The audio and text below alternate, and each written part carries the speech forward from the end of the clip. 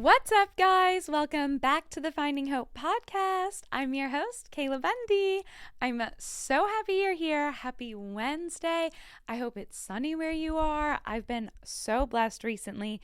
It's starting to get warmer in California, and I know California seems like it should always be sunny every single day and warm, but after living here, it really is not. I've learned that's a facade. It's not real. We definitely have our gloom. We have our rain. We have cold. And so I'm happy because it's sunny. It's really sunny today, which has been amazing. Today's topic is one that I think I'm stoked to talk about, honestly, because it's something I've really dealt a lot with my whole life. And I think especially when you're in your mid-20s, young 20s, or you've recently entered college, I think this is becoming a really, really big thing. And it's always been a big thing, but it's just gotten a lot more normalized, in my opinion.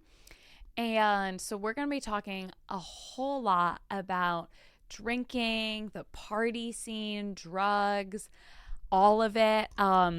If you should, if you shouldn't, how to say no if you feel uncomfortable, just being confident in your no, and then also what that line is of should I go out, should I stay in, and giving you guys a lot of helpful tools and tips, as well as providing clarity into all of those areas. So I'm so excited for you to listen to this episode and walk away just feeling much more secure in your decisions, confident in the choices you're making, and excited to have a lot of fun at the end of the day, because I think that's what the appeal is with kind of drinking and drugs and the party scene and just trying all of that. And we're not going to leave this episode feeling like, oh, we're missing out on fun, because that's not my idea at all. I love having a good time. I have so much fun whenever I'm out and socializing. And so with or without substances, we're going to get to the place where we're leaving feeling like, oh my gosh, I'm so excited for the next time I have this social interaction, because I'm going to have a great time no matter what. Okay, so let's just start, I guess, with a little bit of background on what it's looked like for me in my life. I obviously grew up very Christian, and I've known so clearly that Jesus, his first miracle, was turning water into wine. And then I've also known so clearly that he calls us to be sober-minded and to abstain from being drunk or putting any substances in our body that are going to alter our mental state. So I feel like growing up, I never drank until I was 21. I'm legal and everything now. And so I feel like I have some grounds to talk on this. I definitely did not before I had ever tried it. Before I turned 21, I had no problem saying no to alcohol. I had no problem saying no to drugs. I knew exactly where I stood on it, what I thought on it. And for me, I was like, well, I'm not legal. There's no way I would ever touch any of this stuff until I am. I was a big rule follower, if you couldn't tell, growing up. But during those stages in my life, what I want to press into, because I was around people that partied all of the time. It was not like I had a really, really clean group of Christian friends and I was super sheltered and I didn't know what any of that was. I didn't have access to it. And so saying no was always easy, because that's not the case. A ton of my friends did all of the drugs. They partied all the time. They drank almost every time I was hanging out with them.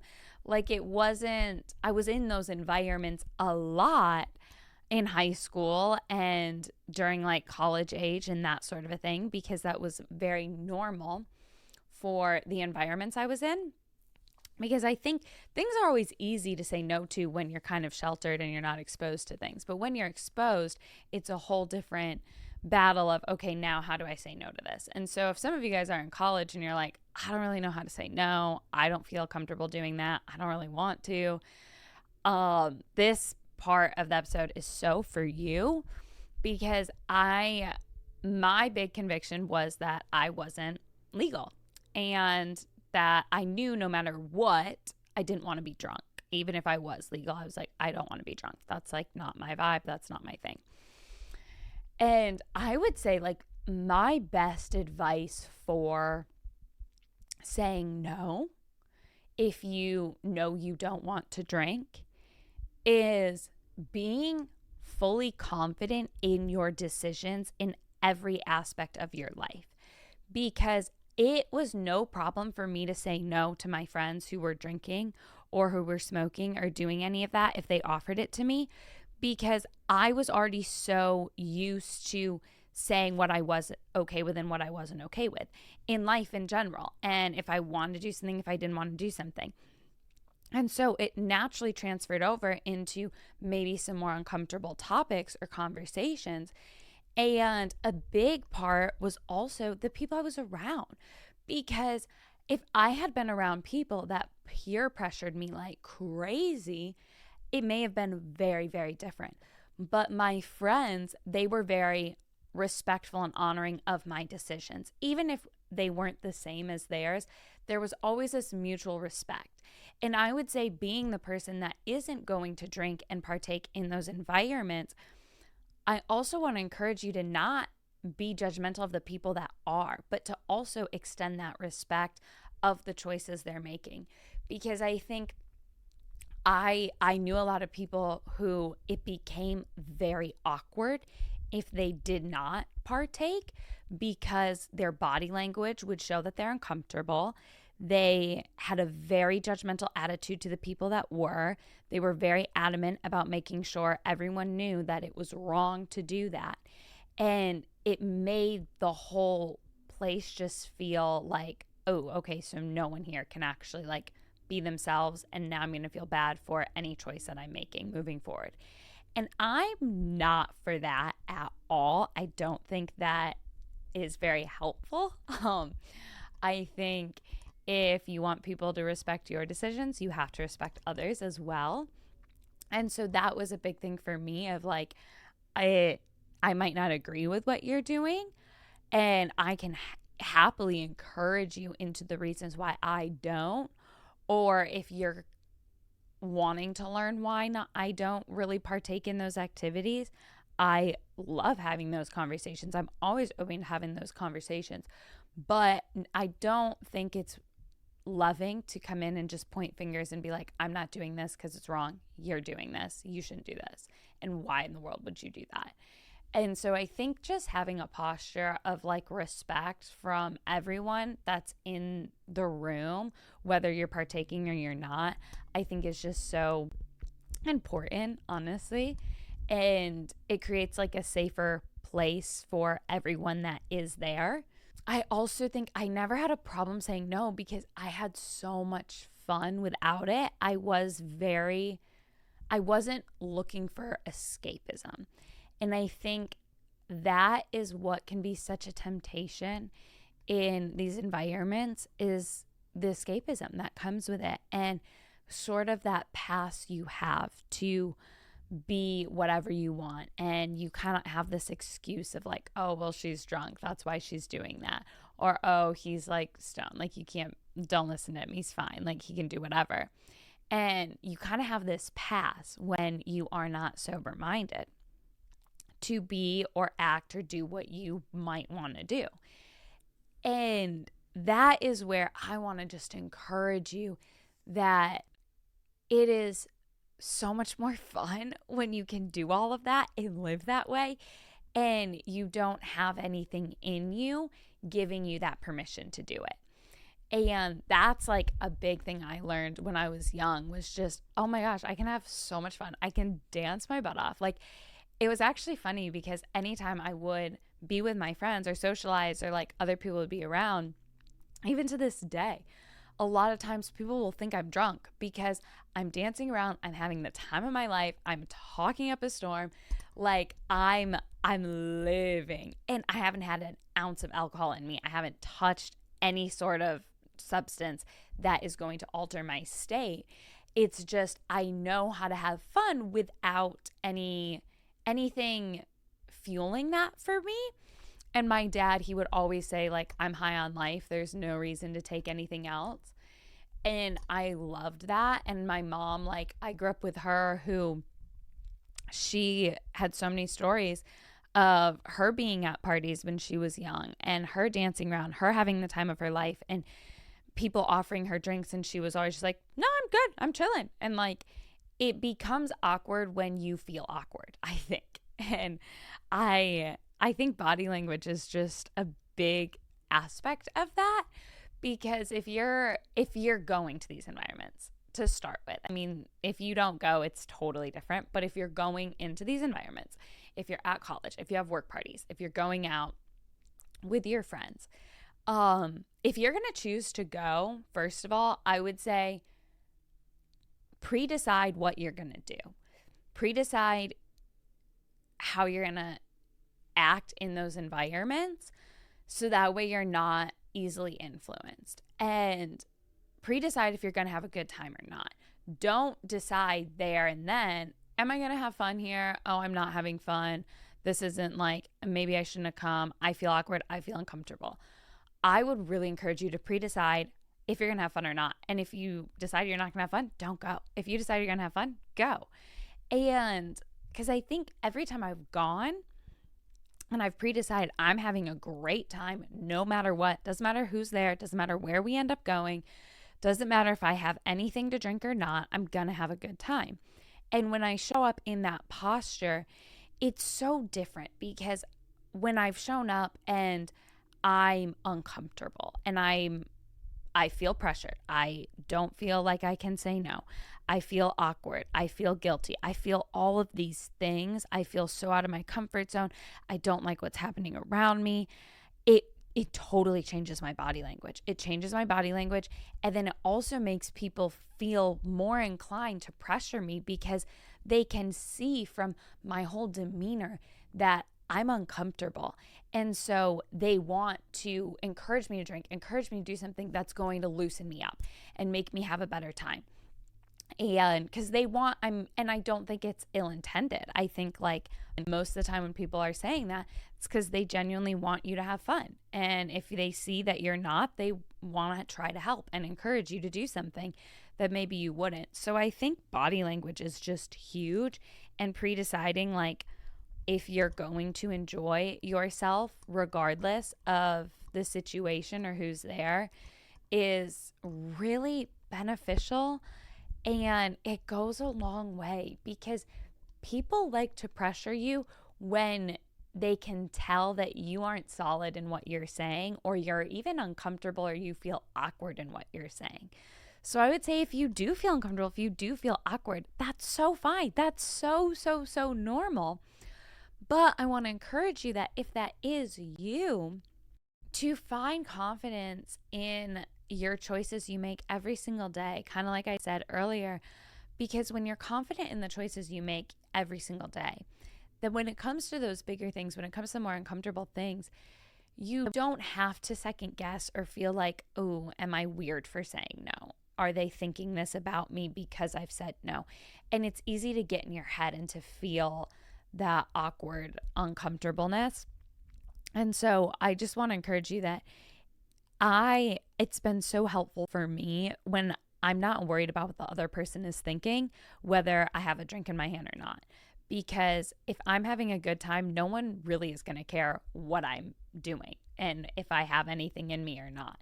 Whereas if I'm sitting there really awkward and it's like evident that I'm uncomfortable, that's when people most likely are going to try to pressure you into taking some sort of substance. Where my head's at now with everything, now that I am 21, I'm legal, where my head's at now with everything, now that I'm legal and there isn't like, oh, before it was such a clear line of no, because I was in my head, I was like, that'd be breaking the rules. I'm not going to do that. Now there's no rules to break. So now I'm like, okay, now I can do that. And where I stand on all of that is I always want to be sober-minded.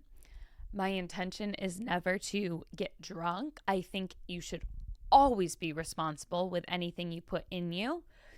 And I think because I said no for so long and I was able to enjoy those environments without any substances, I never have really had a desire to party. Like, that's never been me. I never had a party phase. I've never had this strong like urge to, oh, I want to experience. I want to experience it. I want to let loose, because I feel like I've always let loose in my life, and I feel like I'm always having fun. I'm always very carefree. And so it didn't feel like, oh, alcohol or drugs is something that can help take the edge off, because I'm like, well, there's not much of an edge to take off. I kind of do what I want anyway. So, and I enjoy it. Like, there's just so much about life that's so much more fun to me than getting wasted somewhere. And so I've never really had like a big desire to party. I've always had a big desire to socialize. Like, if there's an outing, I will be there. Like, I'll go for sure. But I know my limits in it, and I will consume alcohol. I'm very responsible in that. But what has helped me with that when it comes to pre-deciding like your posture when you're going to go out, I also think it's so helpful to pre-decide if you're going to drink or not. And being legal, being of age, when you have way more freedom in that sense, and especially like in the environments I'm in, there's always alcohol at events that I go to. There's always an open bar, and so it's free, and there's a lot of access that I wasn't used to and I didn't have. And what I have always found to be helpful for me when I've done it is I pre-decide before the event if I'm going to have a drink or not, and how many I'm going to have.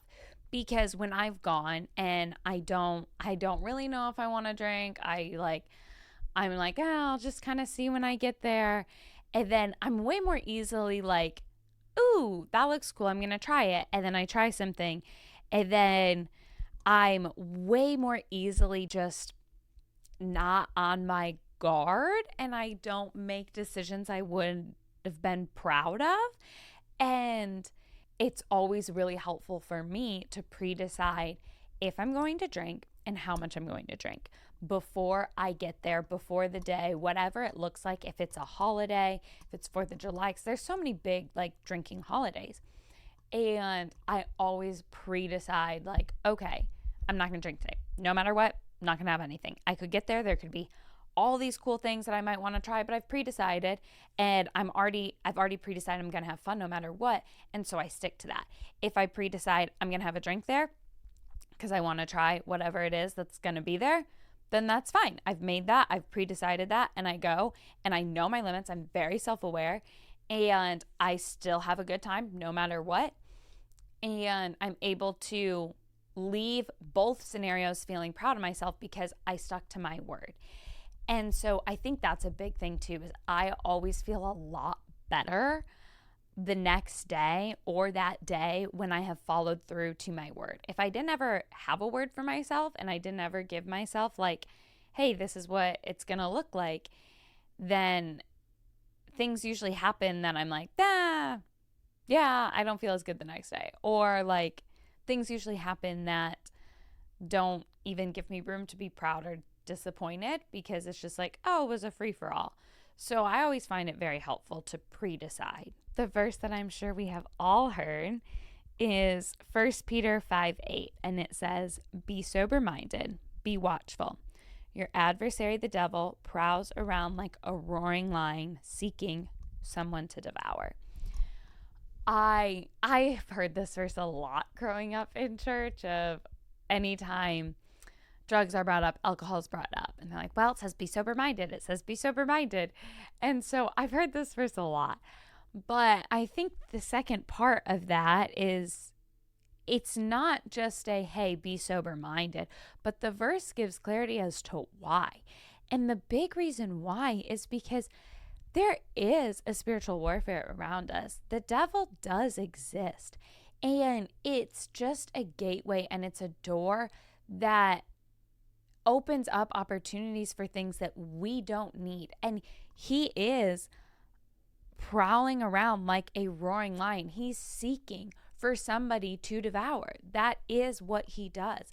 And so when you don't have as much control over your mind, and especially when people have blacked out and they wake up and they don't even remember what they did, to me, I'm like, well, who is operating there? Like, what? When you open that door for your mind to be so easily manipulated, I think that is where, like, it's just, to me, it doesn't even appeal to me as fun, because it can be fun to go out and be with your friends. It can be fun to have a glass of wine. It can be fun to be social, but I don't think it's fun at all to lower your ability to be aware of what you're doing, and also to increase the possibility for the devil to come in and attack you. And I think that there's a lot of attacks that happen when people are not sober minded.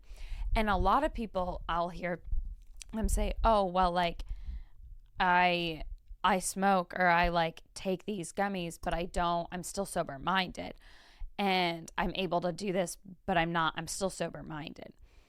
And I don't have enough information on all of that. I have my personal convictions. I know that's not for me, but I want to challenge you in the sense that even if you're able to operate and you're sober minded, just like with food, just like anything we put in our bodies, just because it doesn't alter our state of mind doesn't mean we should do it and that it's good for us. And I mean, I'm pretty extreme in that because I'm all holistic. I won't even put Tylenol in my body. I will not put things in my body that are not natural. And even if they are natural and they have a possibility of altering my state, I will not ingest that. Because I think we're called to treat our body like a temple. And I do believe that what we consume and what we put in us can be harmful or hurtful. And maybe it's helpful to our physical body, but it might be hurtful to our soul and harmful to our soul. And so I encourage you in that to meditate on that aspect of things and understanding more of that side and having God reveal what that looks like to you. I know I heard this once and it was so helpful for me to hear, was just that it's interesting how sin entered the world was through Eve consuming something, and it was natural. It was from the earth, but that is what caused sin to enter into our whole world.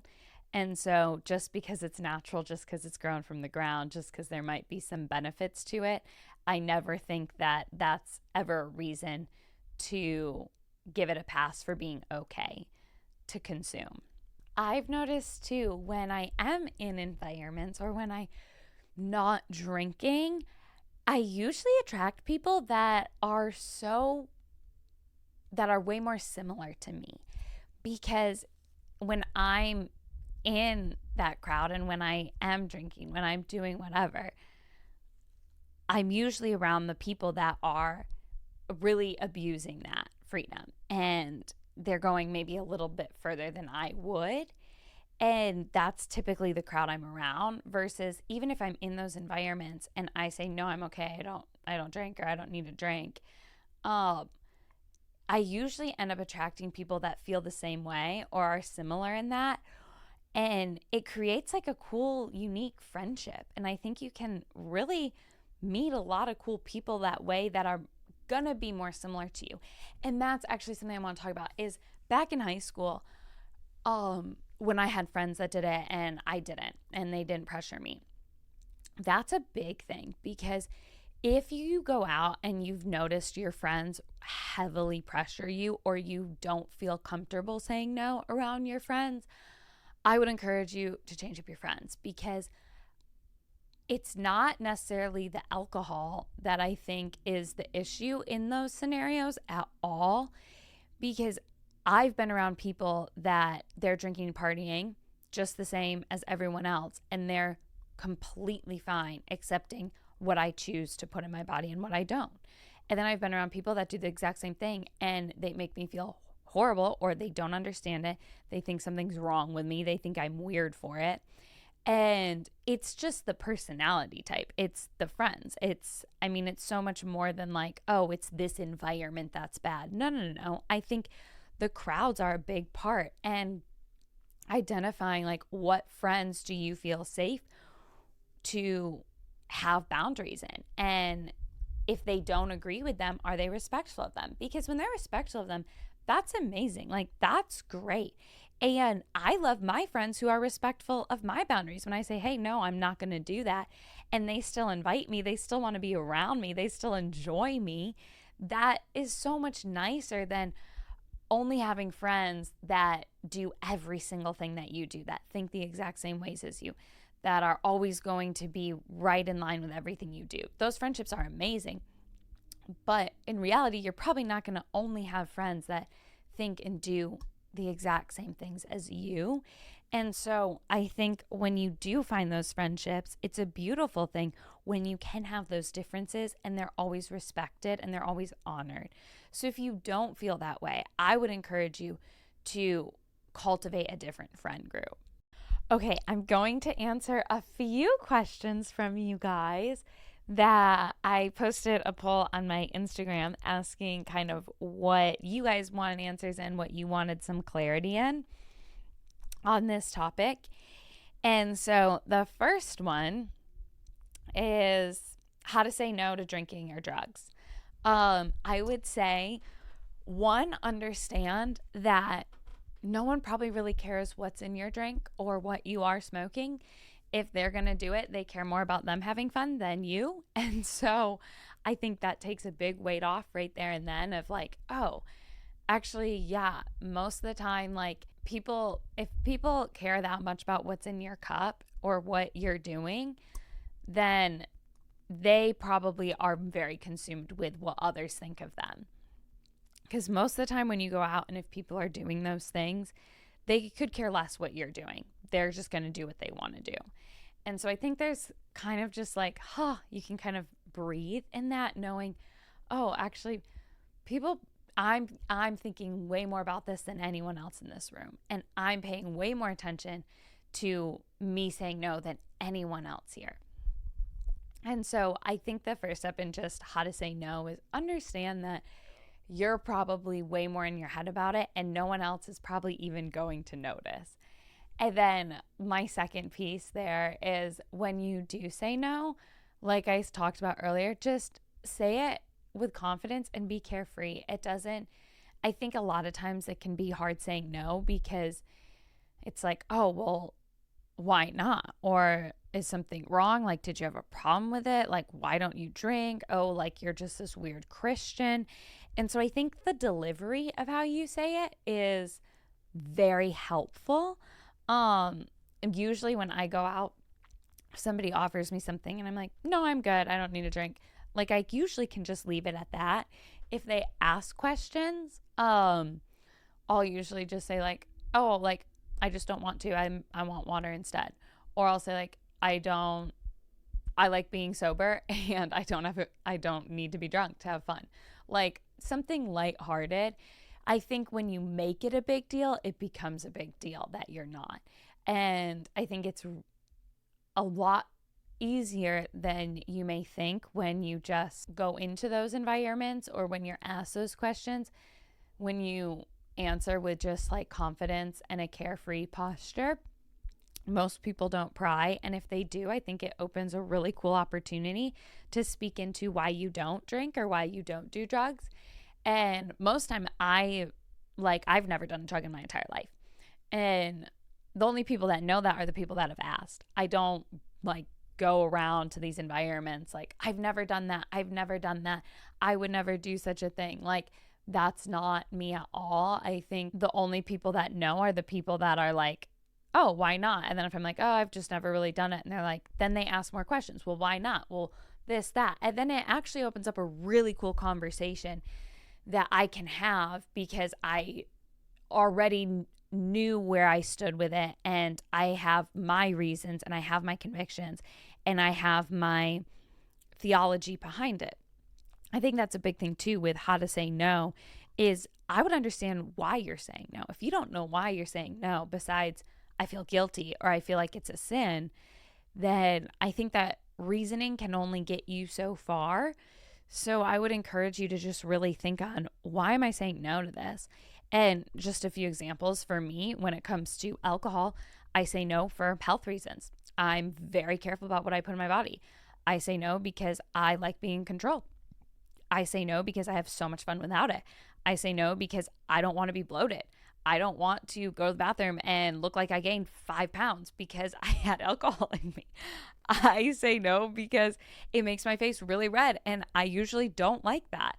So I have like an endless list of reasons of like, no, I don't say no because of personal convictions, because of what the Bible says, because we're called to stay sober-minded.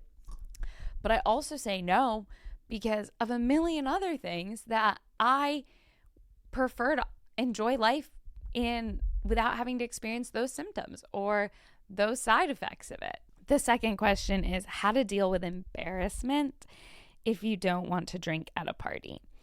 I kind of touched on this earlier, but I think it's so normal to feel embarrassed, and it can feel like you're such an outcast by not. And I want to bring clarity into that and truth and say, like, you are not an outcast whatsoever. There's probably a bunch of people there that are not drinking, or if they are, they don't necessarily want to be drinking. They are probably just doing it because of whatever. They want to feel socially comfortable. They want to feel just a little bit more loose in the environment. They maybe want to kind of forget about things and have a good time. I think it's normal to feel like, ooh, I'm awkward. This is awkward. I feel like I don't belong here. In that, I would say how to deal with that feeling is just, I think, start listening to other people and cultivating friend groups and friendships that also feel those same ways. I think that gives you a lot of strength. I was really blessed. I had parents that didn't drink. They weren't big drinkers. They don't do any drugs, anything like that. And it was easier for me because my home environment was a place where that wasn't the norm. And so if alcohol was in the house, that wasn't normal. So for me, my normal was not doing those things. So it didn't feel awkward or uncomfortable. And then like now as an adult, same thing. I think in my core circle, a lot of us have very similar thoughts as I do when it comes to substances and the amount we consume, what that's going to look like, and the reasonings we're doing it. And so it feels like I have such a community that when I do step into places without them, I don't feel awkward because I know that there's already so many people similar to me that feel that way. And it's almost empowering, I think.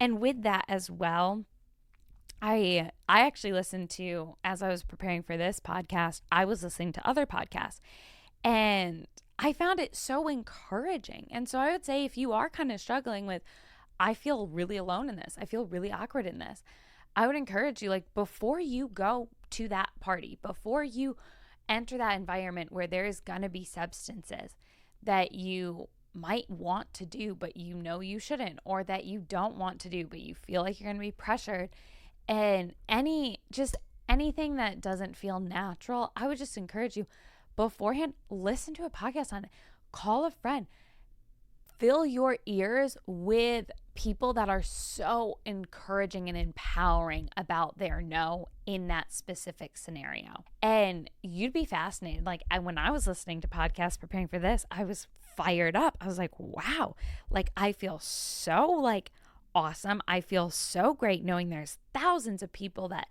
are doing this, that are living in sobriety, that are, you know, maybe taking it a step further than I am, that are overcoming these things. Like it just gave me so much encouragement.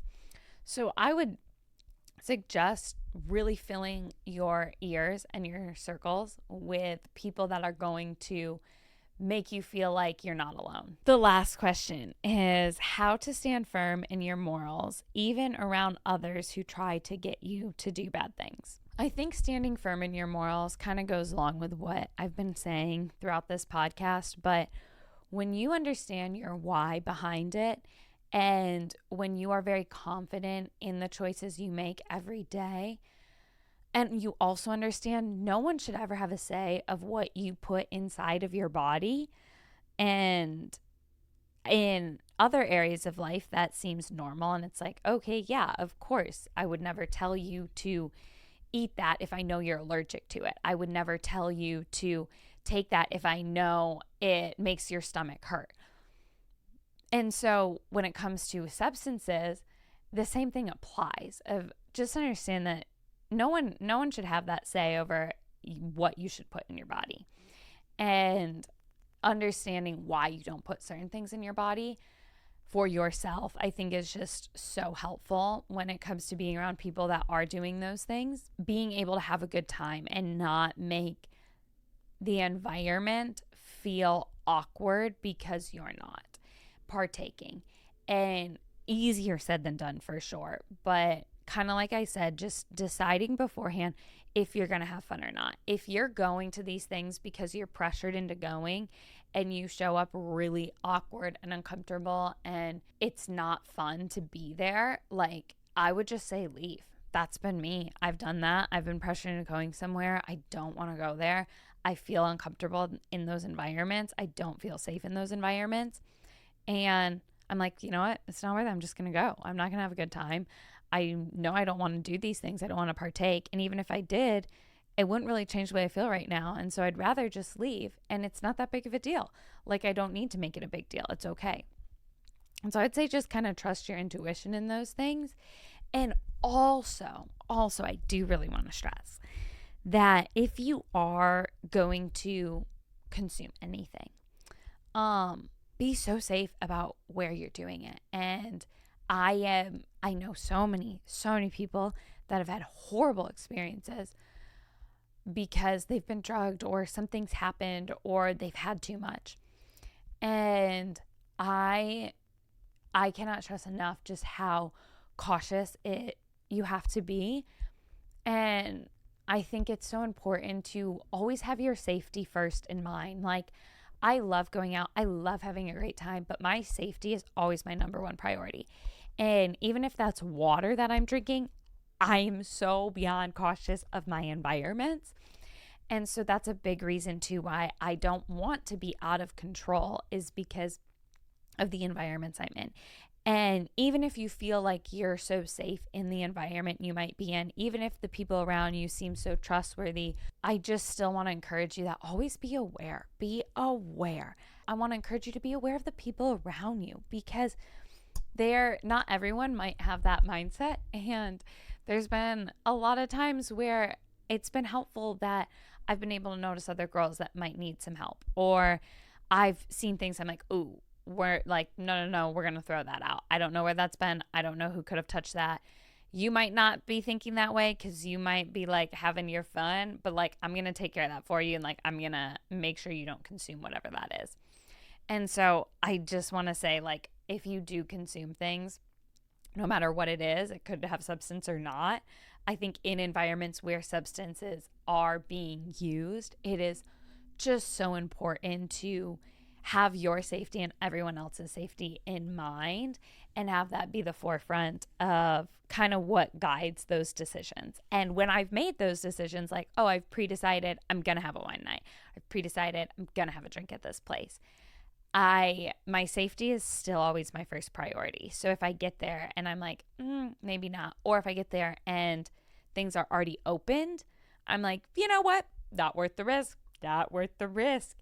And I don't want you to live in fear, but live just being aware. In Romans 12, verse 2, it says, "Do not conform to the pattern of this world, but be transformed by the renewing of your mind. Then you will be able to test and approve what God's will is, his good, pleasing, and perfect will." I think that goes along with all of the questions, just right there. Like, we're called not to conform. Don't conform. Let your mind be renewed and transformed. And renewing and transforming of your mind doesn't really take place when you have things that are altering the state of it. I think when it comes to the friends that we kind of talked about as well, Proverbs 13:20 just says it so beautifully. It says, "Walk with the wise and become wise, for a companion of fools suffers harm." I'm very cautious of who I let into my life and who I will pour into and let pour into me. And I think I've learned I'd much rather have friends that are so fulfilling and I can have fun with and I can grow with, I'm called higher with, and there's so much wisdom in them over fun friends. And I've always been the person that I'd rather have no company than bad company.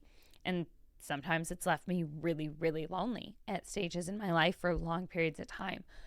But I think when you do have wise counsel around you, it's so much easier and so much more enjoyable to walk out life in such a lighter way versus when you have people doing things that you don't agree with and you know why you don't agree with them and you know that they're wrong and you continuously give your time and energy to those friendships, to those friend groups, to those environments. I think it's easy to become like them. And there was even a time I was living in a content house and none of my morals had changed. It was still the exact same for me.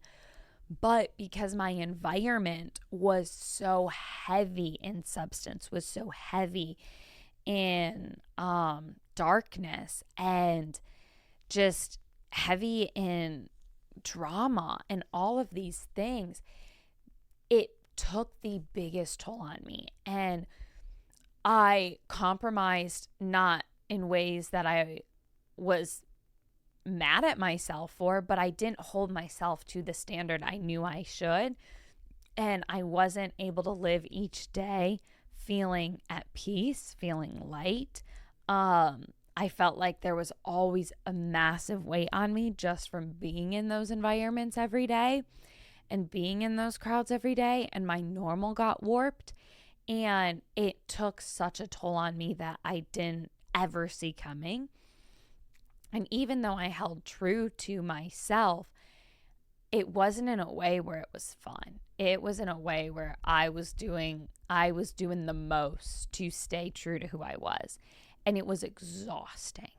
And so when you're around people that encourage you in the choices you're making in the areas that you're trying to walk higher in, then it's so much easier. It's so much better. And it's so much more fun. So I hope this episode just provided some clarity for you guys and gave you some helpful tips and tools into how to navigate these environments, how to just feel better, how to have a different approach to them, how to feel like, hey, it's actually totally okay and it's totally normal not to partake, and it doesn't have to be a big deal if you don't make it a big deal.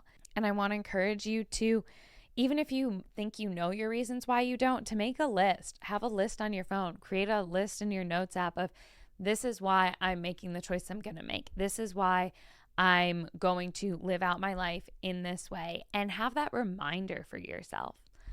I love you guys so much. Thank you so much for tuning in, and I'll talk to you next week. Bye.